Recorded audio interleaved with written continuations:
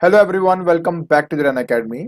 तो जैसे आप जानते हैं बेटा कि लास्ट लेक्चर के अंदर मैंने क्लास 10th आईसीएसई फिजिक्स का जो चैप्टर नंबर 9 है जिसका नाम है हाउस होल्ड सर्किट्स, उसके पार्ट ए की थ्योरी मैंने डिस्कस कर ली थी। आज के लेक्चर के अंदर मैं उसी की exercise that is exercise 9A के कुछ क्वेश्चन आंसर डिस्कस करने वाला हूँ। मैंने कुछ इसलिए कहा है क्योंकि आपके जो 2022 के हिसाब से जो सिलेबस बना हुआ है उसी पर भी मैंने आपको टॉपिक्स करवाए थे और जो क्वेश्चन मैंने सिलेक्ट किए हैं वो वही किए हैं जो उन टॉपिक्स पे बेस्ड है। और हाँ, ऊपर जितने भी चैनल और जो पेजेस दिए गए हैं उनके जो लिंक्स है वो डिस्क्रिप्शन बॉक्स में डाल दिए हैं। तो बिना कोई टाइम वेस्ट किए चलिए शुरू करते हैं।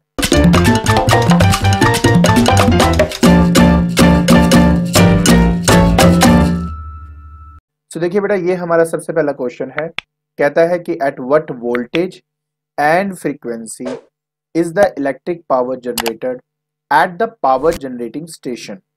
तो हमने इसके बारे में स्टडी किया हुआ है। जो वोल्टेज हम जनरेट करते हैं वो 11 किलो वोल्ट होता है।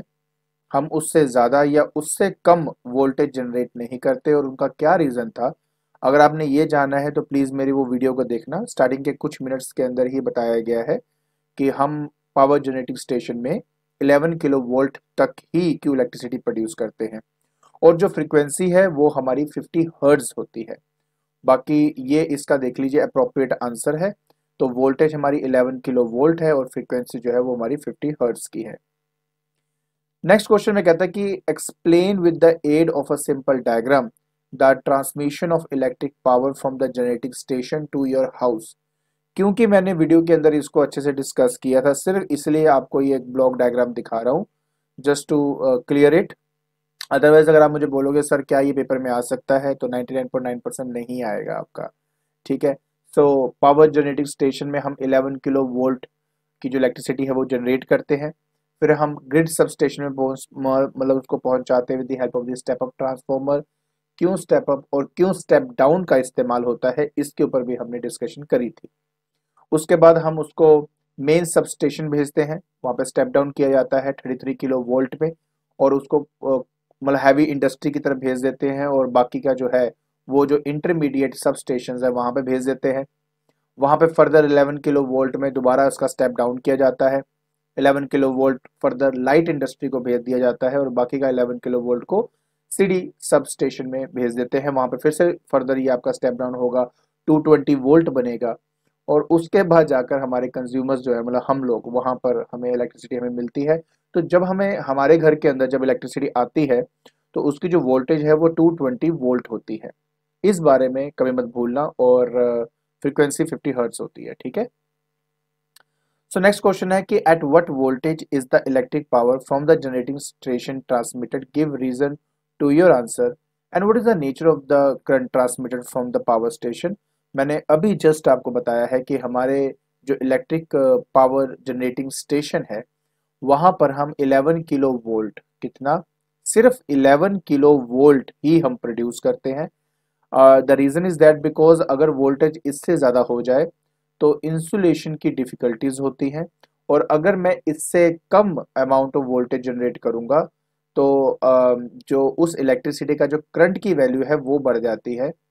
And according to the relation H is equal to I square R T, अगर करंट की वैल्यू बढ़ गई तो ज़्यादा amount of electric energy heat की फॉर्म में डिसिपेट हो जाएगी, मतलब एनर्जी का लॉस बहुत ज़्यादा हो जाएगा। तो ना हम कम कर सकते ना ज़्यादा, 11 किलो वोल्ट बिल्कुल अप्रोप्रिएट है आपका।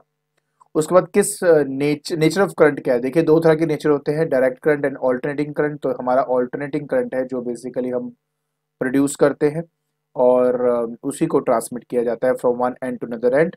और वो इसलिए भी होता है क्योंकि जब हम स्टेप अप या स्टेप डाउन ट्रांसफॉर्मर की बात करते हैं तो वो सिर्फ ऑल्टरनेटिंग करंट का ही कर सकता है, डायरेक्ट करंट का बिल्कुल नहीं कर सकता। और ऐसा क्यों, इसके बारे में जो नॉलेज है वो आपको इलेक्ट्रोमैग्नेटिज्म वाले चैप्टर में प्रॉपरली मैंने वहाँ पर मैं मतलब अपडेट कर दूंगा। एंड अभी के लिए हम अपना नेक्स्ट क्वेश्चन देखते हैं। सो नेक्स्ट आता है बेटा कि at what voltage, number 2 frequency of an AC supply to our house. देखिए जनरेट तो 11 किलो वोल्ट होता है बट हमारे घर में आता है 220 वोल्ट एंड फ्रीक्वेंसी 50 हर्ट्स। तो आंसर है 220 वोल्ट एंड 50 हर्ट्स। ठीक है, बहुत सिंपल है। Simple question simple answers, but इनमें से कोई ना कोई क्वेश्चन का आंसर बन सकता है, इसलिए मैं आपके साथ ये सब डिस्कस कर रहा हूँ।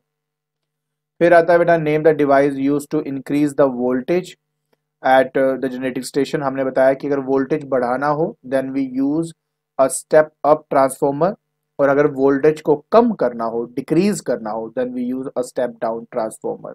हमेशा याद रखें, बहुत सिंपल है। फिर आता है बेटा name the three connecting wires used in the house hold circuits. तो तीन तरह की वायर कौन कौन सी होती है हमारी। सबसे पहले आता है लाइव वायर, एक ऐसी वायर जिसमें से एक्चुअली में करंट आपका फ्लो करता है, मतलब ऑल्टरनेटिंग करंट जिस वायर से होकर हमारे घर में एंटर करता है वो लाइव वायर होती है, उसी को फेज वायर भी कहते हैं। Then we have a neutral wire जो बेसिकली कनेक्शन को कंप्लीट एंड बाकी बची हुई इलेक्ट्रिक करंट को वापस सोर्स के पास पहुंचाने के लिए ये हेल्पफुल होती है। And then the third one is the earth wire, जिसका काम होता है कि अगर किसी वजह से अगर लाइव वायर मेरे अप्लायंस के मेटल सरफेस के साथ टच कर जाए तो हमें शॉक ना लगे, इसलिए अर्थ वायर को अप्लायंस के मेटल सरफेस के साथ टच करके लगाया जाता है। तो क्या होता है ना कि जो एक्स्ट्रा अमाउंट ऑफ करंट है जिससे मुझे शॉक लग सकता है, अर्थ वायर उसी को ले जाकर अर्थ में डाल देता है। फिर आता है बेटा कि विच of the two wires mentioned in the part A R of same potential. याद रखें न्यूट्रल एंड अर्थ वायर ही दो वायर्स होती हैं जिनका सेम पोटेंशियल होता है और जिसकी वैल्यू होती है बेटा 0 वोल्ट। ठीक है, हमेशा याद रखें कितना होता है इसका, 0 वोल्ट होता है। So in which of the wire stated in part A the switch is connected. Switch हो चाहे फ्यूज हो, हमेशा ये लाइव वायर में कनेक्ट होती है। ठीक है, तो याद रखें हमेशा लाइव वायर के अंदर ही कनेक्ट होगी। नेक्स्ट क्वेश्चन आता है बेटा कि in what unit does the electric meter in a house measures the electric energy consumed, and what is the unit in what is its value in SI unit। देखिए सबसे पहली बात, electric meter जो है ऑफ कोर्स इलेक्ट्रिकल एनर्जी जो consume करते हैं उसको मेजर करता है, बट वो करता है किलो वॉट आर में। किसमें करता है, किलो वॉट आर में। जो SI यूनिट है ना इलेक्ट्रिकल एनर्जी का, वो हमारा होता है जूल। तो 1 किलोवाट आर 3.6 10⁻⁶ जूल के बराबर होता है, और ये है आपके क्वेश्चन का आंसर। नेक्स्ट है कि where is the main fuse connected in the house circuit. देखिए हमेशा याद रखें कि जब भी हम किसी भी फ्यूज के बारे में बात करते हैं ना, तो हमेशा लाइव वायर के अंदर ही हमारा जो है फ्यूज लगा होता है and before the ring system. क्यों? क्योंकि देखिए क्या होता है ना कि आपको अगर याद हो कि रिंग सिस्टम में जो वायरिंग आती है वो डिस्ट्रीब्यूशन बॉक्स से आती है, और डिस्ट्रीब्यूशन बॉक्स के अंदर भी फ्यूज लगा होता है जिसकी मैक्सिमम करंट रेटिंग 30 एम्पियर होती है। मतलब ये कि अगर 30 एम्पियर से ज़्यादा अमाउंट ऑफ करंट अगर आपका फ्लो करेगा डिस्ट्रीब्यूशन बॉक्स से, तो वो उस रूम की या उस रिंग सिस्टम की जो सप्लाई है वो वहीं पे रोक देगा, और उससे मेरे सारे अप्लायंसेस भी बच जाएंगे। ठीक है, तो हमेशा याद रखें इसके बारे में। फिर आता है बेटा draw a circuit diagram to explain the ring system of the house wiring. देखिए सर्किट डायग्राम ड्रॉ करना आपके सिलेबस में नहीं है, बट ऑफ कोर्स इसके एडवांटेज आ सकते हैं। तो ये तीन तरह के एडवांटेजेस हैं। पहला एडवांटेज ये है कि रिंग सिस्टम के अंदर कोई भी किसी भी इंडिविजुअल अप्लायंस की आप बात कर लो, वहां पर करंट पहुंचाने के दो सेपरेट पाथ्स होते हैं। ठीक है, बाकी मैंने डिटेल आपको ऑलरेडी एक्सप्लेन कर दिया था, आंसर वैसे भी आपके सामने दिया हुआ है। दूसरा पॉइंटर यह है कि हर एक का सेपरेट फ्यूज होता था। तीसरा यह है कि जितने कोई भी प्लग हो, कोई भी सॉकेट हो डिफरेंट करंट रेटिंग के, वो हम डायरेक्टली इस रिंग सिस्टम से अटैच कर सकते हैं। बाकी देखो डिटेल में ऑलरेडी बता चुका हूँ। मैं बार बार जरूर ये बोलता हूँ कि देखिए ये जो वीडियो होती है ये सिर्फ होता है आपके क्वेश्चंस के आंसर्स बताने के लिए, एक्सप्लेनेशन की वीडियो में ऑलरेडी डाल चुका हूँ। फिर आता है कि draw a level diagram with the necessary switch regulator etcetera to connect a bulb and a fan with the mains. देखिए मैंने वही कहा कि ये जो डायग्राम है ये तो आपके सिलेबस में नहीं है, तो मैं ऑफ कोर्स ये बिल्कुल भी नहीं बनाऊंगा। हाँ ये जरूर है कि in what arrangement are they connected in the main series और पैरेलल। तो आंसर है पैरेलल, क्योंकि हम चाहते हैं सबको एक जैसा वोल्टेज मिले और वो पैरेलल में ही पॉसिबल है आपका।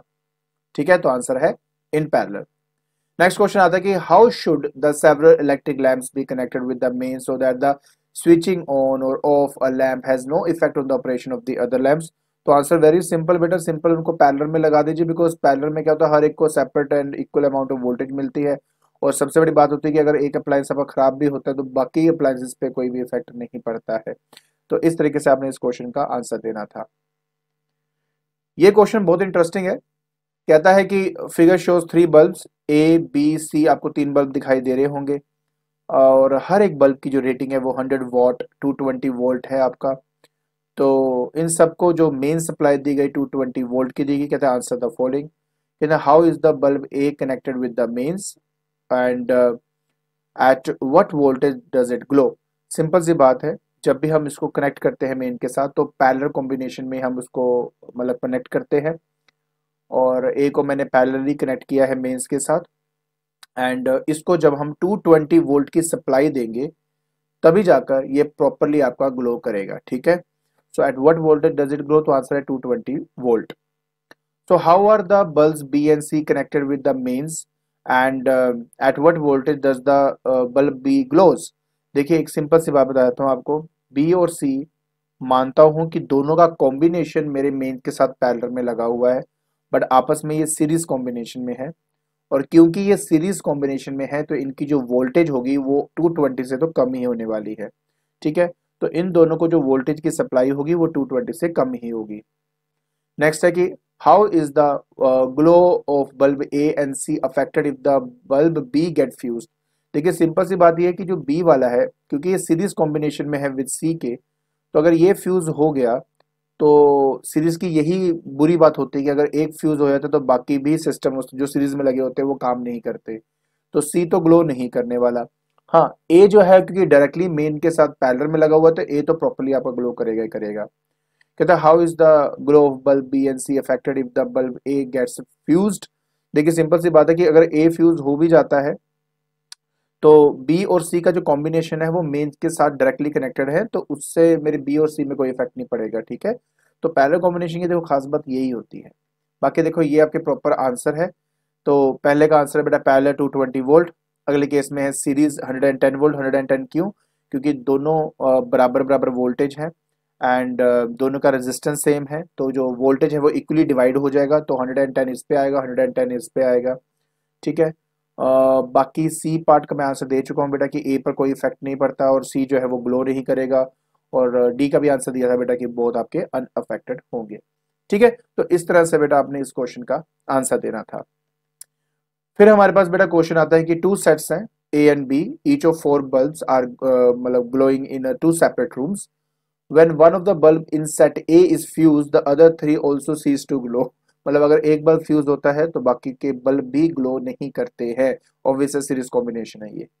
तो but in the set B when bulb one bulb fuse the other bulbs continue to glow, मतलब वो पैरेलल कॉम्बिनेशन है, राइट। तो बाकी ऑलरेडी आपके सामने बेटा यहाँ पे दिया हुआ है। ठीक है, लास्ट रहता है बेटा MCQs, that is multiple choice question. कहते हैं the main fuse is always connected in obvious live wire, इसके अलावा किसी में कनेक्ट नहीं होता है ये आपका। Next question, the electrical appliances in a house are connected in parallel, of course parallel में लगे होते हैं। Then the electric meter in the house records record क्या करता है, ये इलेक्ट्रिकल एनर्जी हमेशा रिकॉर्ड करता है आपका। और इसी के साथ आपके जो क्वेश्चन आंसर है वो खत्म हो जाते हैं। आई होप ये सब समझ में आ गया होगा। ठीक है, तो आज के लेक्चर के अंदर हमने एक्सरसाइज 9A के जो क्वेश्चन आंसर थे वो आपस में डिस्कस कर लिया है। आई होप आपको ये क्वेश्चन और उनके आंसर समझ में आ गए होंगे। और अगर आपको मेरी वीडियो पसंद आ रही है तो please like it, share it and subscribe it. आज के लिए बस इतना ही। Thank you so much.